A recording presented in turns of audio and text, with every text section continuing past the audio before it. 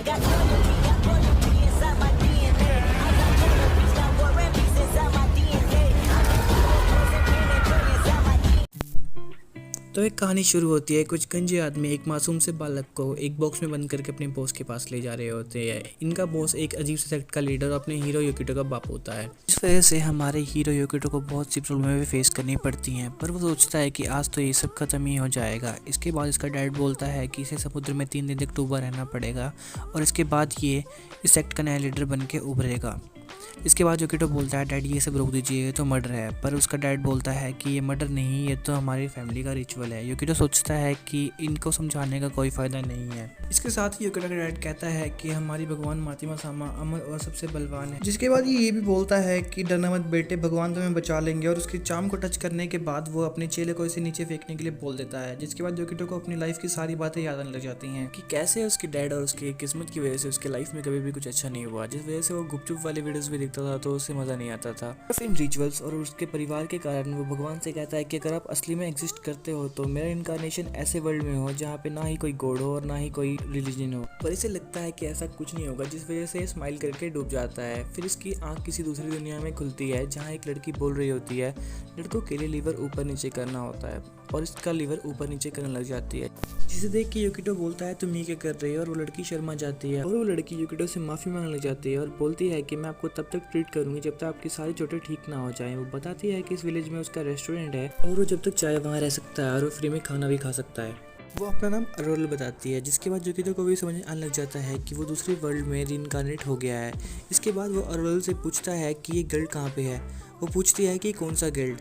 योकिटो बोलता है कि जहाँ एडवेंचरर्स को जॉब मिलती है और वो इन्फॉर्मेशन भी एक्सचेंज कर सकते हैं। अरोल बोलती है कि अच्छा तुम विलेज में काम करना चाहते हो तो मेरे पीछे आओ। जाते हुए योकिटो सोचता है कि ये परफेक्ट है, मैं ऐसे ही वर्ल्ड में इनकारनेट होना चाहता था।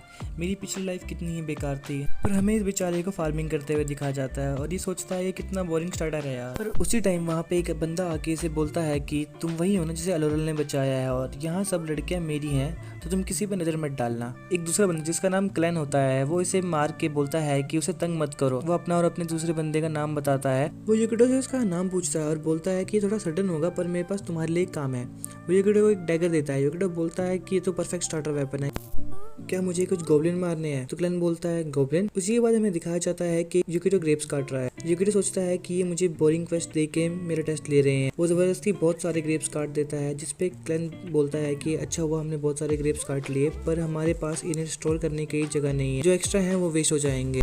इसके बाद हमें दिखाया जाता है कि योकिटो ने अंगूरों से बहुत सारा बूस्ट बना लिया है, जिसका सब जम के मज़ा लेते हैं। बूस्ट बहुत महंगी होती है और नॉर्मल लोग इसे नहीं खरीद पाते हैं, पर अब तो ये बहुत जम के पी सकते हैं। इसके बाद हमें दिखाया जाता है कि योकिटो टेबल पे सिर रख के सोच रहा होता है कि इस पास्ट वीक में मैंने बहुत सारे काम किए हैं, कहीं इश्काई वर्ल्ड सच में ऐसा ही तो नहीं होता है। वहीं अलोरल अपनी बड़ी बहन को बोलती है दारू पीना बंद करो और यहाँ पे आके मेरी मदद करो। अलोरल जो कि उसकी बड़ी बहन होती है वो बोलती है मुझे तो अपनी प्यारी छोटी बहन को काम करते देख के बहुत मजा आता है। योकिटो सोचता है मैंने इस दुनिया में दोस्त तो बहुत बना लिए हैं जिन्हें पार्टी करना बहुत पसंद है, पर वो चिल्लाता है कहाँ गया मेरा मैजिक और स्वॉर्ड। जिसके बाद योकिटो एक फील्ड में काम कर रहा होता है, पर वहीं पर एक स्ट्रेंज बीस्ट आ जाता है, जिसे देखकर वो एक किताब निकाल के पढ़ने लगता है। योकिटो बोलता है ये हुई ना बात, यहाँ पर मैजिक भी है। वो सब नौटंकी करने के बाद रोई बोलता है भागो योकिटो। उस स्ट्रेंज बीस्ट से बचने के बाद रोई बोलता है अच्छा हमें कम चोट लगी और हम जिंदा भी बच गए। तभी योकिटो रोई के कॉलर पकड़ के बोलता है हमने फाइट भी नहीं की। तो रोई बोलता है अगर हम फाइट करते तो बिल्कुल ना बचते। तो योकिटो बोलता है तब तुम किताब निकाल के क्यों पढ़ रहे थे? रोई बोलता है किताब में जो तरीके थे उस मॉन्स्टर से बचने के लिए। शिफ्ट होता है, अरोल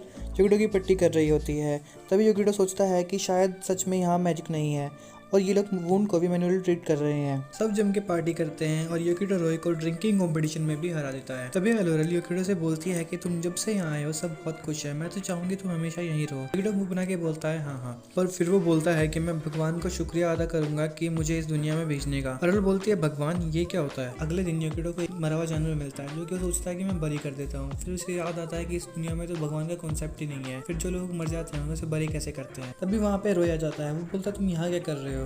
इसके हाथ में मरा हुआ जानवर देख के बोलता है अच्छा तुम यहाँ पे शिकार करने आए हो। वो उसके काम की तारीफ करता है और वो युकिटो के पास आके बोलता है कि युकिटो तुम मेरे दोस्त हो ना। वो उसके कान में बोलता है कि मैंने एक फॉरबिडन बुक के बारे में सुना है। वो बोलता है कि इस बुक के बारे में बात करना भी बहुत डेंजरस है, अगर मैंने इस बुक का नाम भी लिया तो मुझे गायब करा दिया जा सकता है। युकिटो सोचता है कि कहीं यही वो रीजन तो नहीं है जिस वजह से वो इस वर्ल्ड में आया। तभी रोय बोलता है कि ये बुक गुपचुप के बारे में है। तो युकिटो सोचता है अरे यार क्या बकवास है, ये लोग कैपिटल जाते हैं। तो रोय पूछता है युकिटो तुम पहली बार यहाँ कैपिटल में आए हो? तो अरुल बताते हैं कि हमारा विलेज कैपिटल से थोड़ा दूर है। तो युकिटो अरुल से पूछता है कि तुम हमारे साथ यहाँ क्यों आ गई? पर रोय तभी युकिटो को इम्पीरियल बिल्डिंग दिखा देता है और बोलता है कि मॉन्स्टर से बचने और फार्मिंग सब कुछ यहीं सिखाया जाता है। और युकिटो को एक एडवाइस भी देता है। तो बोलता है कि यहाँ तुम किसी से ज्यादा बात मत करना। तो बोलता है कि हमारा वेज इनके लिए अछूत है। और तभी ये सब बुक वाले स्टोर पे पहुंचते हैं। युकिटो वहाँ पे गुपचुप वाली बुक उठाता है। ये दोनों बहुत ज्यादा एक्साइटेड हो जाते हैं और अरुल तो कोने में बैठ के अलग से ही मजे लेके बुक पढ़ती है। तभी युकिटो बुक पढ़ के बोलता है ये तो हमारे यहाँ म्यूजिक में होता था। तभी अरुल और रोय हैरान हो जाते हैं और बोलते हैं तुम कहाँ से आए हो, ये सब करना तो कम्प्लीटली बैन है। तो बाहर निकलते हैं तो युकिटो देखता है कुछ लोग जहर पी के जान दे देते हैं। तभी अरुल युकिटो का हाथ पकड़ के वहाँ से दूर ले जाती है और बताती है कि यहाँ पर एंड लाइफ सिस्टम है, अगर कंट्री ऑर्डर करे तो अपनी लाइफ देनी पड़ती है। युकिटो बोलता है तो ऐसे तो तुम लोगों को भी अपनी जान देनी पड़ेगी। तो बोलता है ऐसा कुछ नहीं है, हम अलग हैं, तुम चिंता मत करो और यहाँ से चलते हैं। तभी कुछ लोग बोलते हैं कि इन लोगों की इतनी हिम्मत कि कैपिटल आए, इन लोगों को तो अपने आइसोलेशन कैंप में ही मर जाना चाहिए। इसके बाद ये सब अपने विलेज आ जाते हैं और जब युकिटो सो रहा होता है तो अरुल उसके बेड में घुस जाती है। युकिटो पूछता है कि तुम ये क्या कर रही हो? तो बोलती है मैं तो चुपके से तुम्हारे बेड में घुस रही थी और पता नहीं उसने किताब में क्या क्या पढ़ लिया था और यहाँ पे युकिटो के साथ अजीब अजीब सी हरकतें कर रही थी। तो युकिटो से माफी भी मांगने लग जाती है। युकिटो बोलता है कि अब तुम्हारा दिमाग चल रहा है। वही युकिटो पे पूछने पे अरुल बताती है कि ये विलेज एक आइसोलेशन कैंप है, तो यहाँ पे सब आउटकास्ट भेजे जाते हैं और वो अपने पीठ पे एक मार्क दिखाती है जो उस मरने वाले रिचुअल को फॉलो नहीं करता है उसे कंट्री से निष्कासित कर दिया जाता है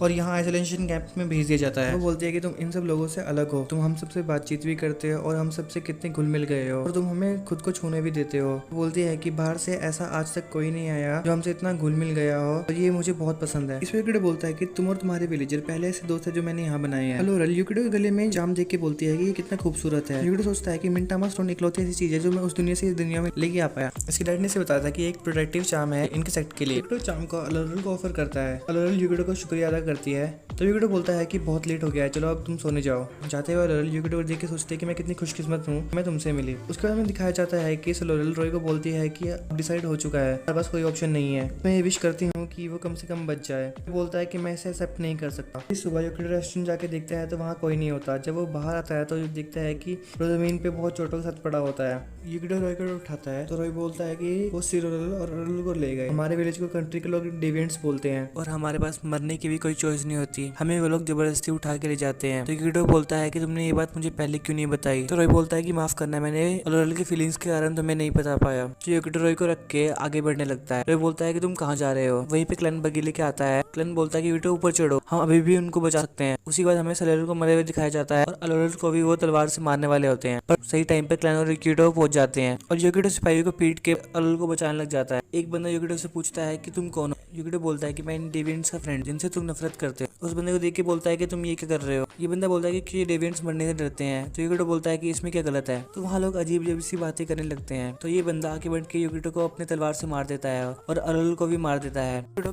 खिसकते अरुल के पास पहुंचता है और वो सोचता है कि ये सब क्या हो रहा है, मिंटामा तुम्हें जरूर बचाएंगी। तो युकिटो सोचता है कि ये सब कई लोग क्यों मर रहे हैं, इन लोगों को तो बचना चाहिए था। और फिर वो चाम को पकड़ के बोलता है कि इन सब लोगों को बचा लो, प्योरीफाई योरसेल्फ, क्लीन योरसेल्फ। वो बोलता है कि सिर्फ हमारे भगवान पे भरोसा करो और तुम्हारी सारी विश पूरी हो जाएंगी। उसके बाद ही बहुत खतरनाक से लाइटनिंग होने लग जाती है और सूरज से एक छोटी सी बच्ची निकलती है। वो आते ही युकिटो को हक करती है और बोलती है कि मुझे लगा तुम कभी मुझे याद नहीं करोगे, मुझे पता था तुम मेरे बिना नहीं जी सकते। जिस पर वो युकिटो का हाल देख के बोलती है कि तुम्हारी ये हालत किसने की है जब मैं यहाँ नहीं थी। फिर वो गुस्से में जाती है और सारे सिपाहियों को मार के अब्जॉर्ब कर लेती है और उसके बाद वो युकिटो को ठीक कर देती है और अरुल को भी ठीक कर देती है। उसके बाद वो छोटी सी लड़की युकिटो पे चढ़ जाती है और बोलती है कि तुम मेरे हो और अरुल बोलती है कि मेरे, और युकिटो बोलता है कि तुम कौन हो। तो उसके बाद ये लड़की बोलती है कि तुम मुझे कैसे नहीं जानते, ये दुनिया में मैं तुम्हारा सबसे ज्यादा सपोर्ट करती हूँ, मैं तुम्हारी गॉडेस मार्टिमा। इसके साथ एपिसोड खत्म होता है। अगले एपिसोड के लिए कमेंट, सब्सक्राइब, लाइक जरूर करें। अगर आप चाहते हैं कि जल्दी एपिसोड आए तो 100 लाइक का टारगेट रखते हैं।